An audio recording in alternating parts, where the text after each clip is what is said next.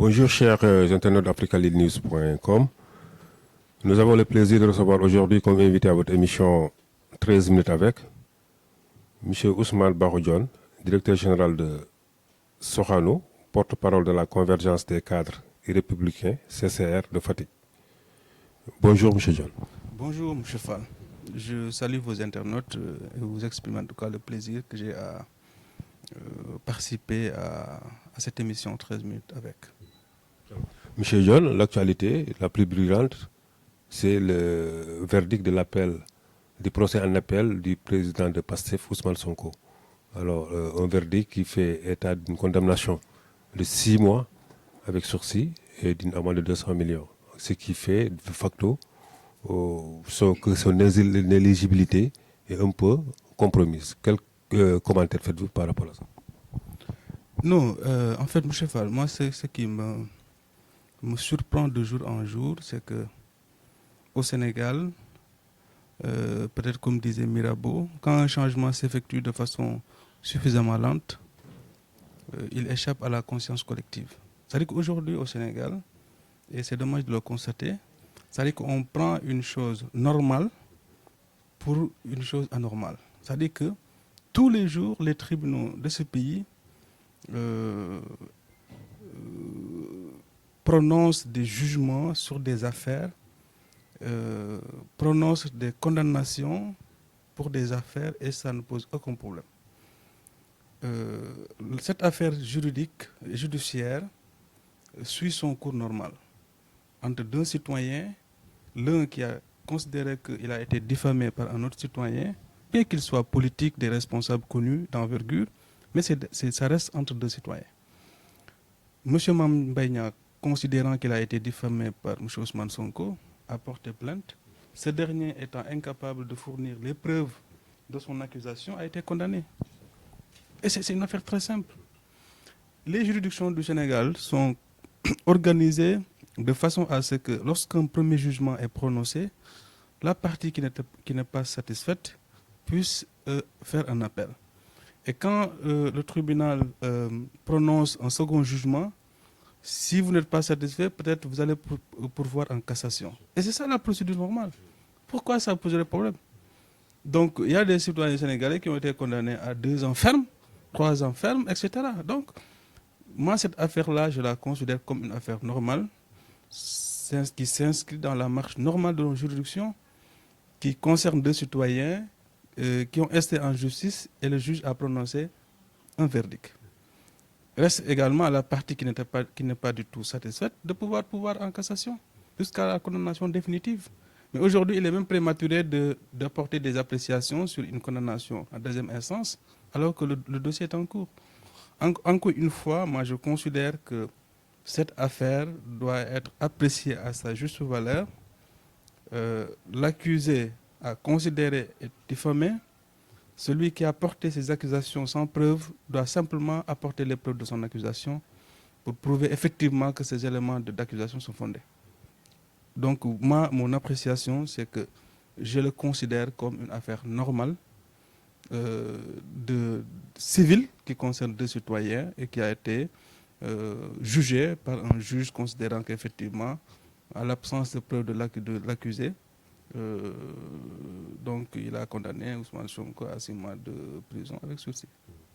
Une affaire normale, une affaire civile, mais quand même qui a des relents, des conséquences vraiment politiques, parce que c'est son éligibilité qui est en jeu. Alors, où est-ce qu'on peut, qu'est-ce qu'on doit en fait, à qui doit-on reprocher le fait que déjà M. Ousmane Sonko qui a pris ses responsabilités, qui a porté des accusations sur M. Mame Mbaye Niang, qui a dit détenir des preuves de son accusation, parce que c'est lui-même qui a fait une conférence de presse qui a dit que Mame Mbaye a été épinglé par un rapport. Mais quoi de plus simple lorsque le juge convoque les 2 parties de brandir le rapport et l'affaire est close. Mais il n'était pas capable de brandir le rapport. Mais est-ce que c'est vraiment une affaire politique? C'est-à-dire que si, comme vous le dites, parce que il essaye de faire croire que c'est un complot, mais comment on peut parler de complot alors qu'à la base c'est toi-même qui as fait des accusations? Donc ça n'a aucun sens en fait. Ça n'a aucun sens. Et c'est la même chose pour les autres affaires dans lesquelles il est cité en fait. C'est-à-dire qu'à la base, c'est lui qui entre en jeu. Mais étant entendu que vous êtes un acteur politique, mais le landerneau politique étant fait peut-être de stratégie, voilà, de combat, etc., de traquenard, mais bien entendu, si un adversaire peut s'accrocher sur une affaire qui peut vous... Mais il le fait, mais c'est très simple. Pourquoi les gens, ils ne veulent pas? C'est comme si les deux lutteurs qui sont au niveau de l'arène, mais vous faites un faux pas. Vous allez dire que non, il ne faut pas saisir ce faux pas-là pour... Non, non, non, mais quand même, il faut arrêter. Ça, c'est pas possible. Non, ça n'a aucun sens. Si vous êtes dans un combat, encore une fois, les fautes commises par votre adversaire doivent être exploitées.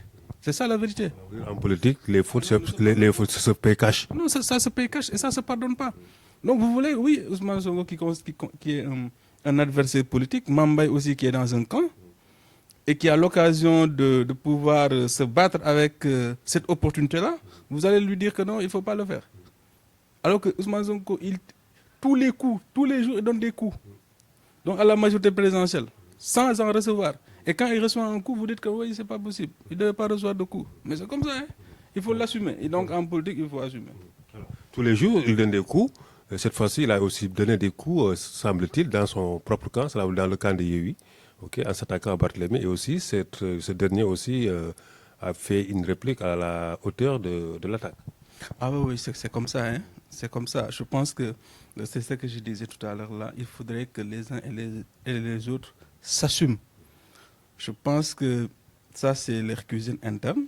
Je ne sais pas donc le fond de leurs différends, mais ce qui est constant, c'est que en politique, lorsqu'on accepte ou bien qu'on donne des coups, il faut accepter d'en recevoir en retour et de pouvoir aussi l'assumer.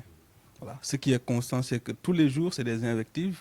Et ça, tout le monde le constate, c'est des insultes, c'est des menaces, c'est des appels à la désobéissance civile, des trucs comme ça, qu'on n'a jamais connu par le passé. On peut s'opposer donc, en défendant des positions, en défendant des projets, mais qu'on le fait dans la courtoisie, dans l'élégance républicaine, dans le respect des institutions. Mais malheureusement, tout cela aujourd'hui, le constat qu'on fait, c'est qu'on a tendance à voir que l'opposition, surtout l'opposition radicale, essaie de saper ces fondamentaux-là. Parce que là, encore une fois, c'est une affaire de gentlemen. Il faut qu'on le fasse dans la plus grande courtoisie, dans l'élégance républicaine. Cela n'empêchera pas au Sénégal, le moment venu, de pouvoir apprécier. Et l'appréciation que font les citoyens sénégalais, c'est de pouvoir aller dans les urnes et de voter pour celui-là qu'ils pensent pouvoir peut-être répondre à leurs préoccupations. Mais ce n'est pas dans l'invective, ce n'est pas dans la menace, ce n'est pas, etc. Et c'est vraiment dommage qu'on constate de plus en plus cette violence verbale et quelque part même physique donc, sur le terrain politique, ce qui est très très dommage. Face à ces appels à la désobéissance civique, alors le camp d'en face, le pouvoir, qu'est-ce que vous comptez faire? Vous allez assister les bras croisés ou vous allez aussi mettre en place une stratégie pour contrecarrer tout ça? Mais le constat, c'est que ces appels sont sans effet. Parce que lorsque le juge avait convoqué pour la troisième fois, non, c'est la deuxième fois un appel, mais un appel a été lancé pour que les gens là puissent, pour certains, manifester, descendre dans la rue. Pour lui-même, c'est de ne plus répondre à la justice. Mais ça, c'est vraiment l'affaire de l'opinion. Ça n'a rien à voir avec le temps de la justice, qui ont les pouvoirs et de pouvoir conduire les dossiers de façon correcte et qui fondent le pouvoir judiciaire. Ça n'a rien à voir. C'est-à-dire que quels que soient les appels qui seront faits, le juge, lui, il a son timing, il a son agenda. Et la preuve, il a jugé et il a pris une décision. Et peut-être que maintenant, on attend pour le pourvoi à cassation qui pourrait être peut-être fait par l'autre partie. Mais ce qui est constant, c'est que c'est une stratégie politique. La stratégie politique n'a aucune influence sur l'agenda judiciaire. Et ça, il faut que les politiques le comprennent. Donc, quelles que soient les menaces, quel que soit peut-être le brouhaha, donc voilà, comment ça s'appelle encore, les jeux là, politiques là, cela n'empêchera pas le pouvoir judiciaire de faire son travail correctement. L'appel au dialogue lancé par le chef de l'État commence à faire des effets.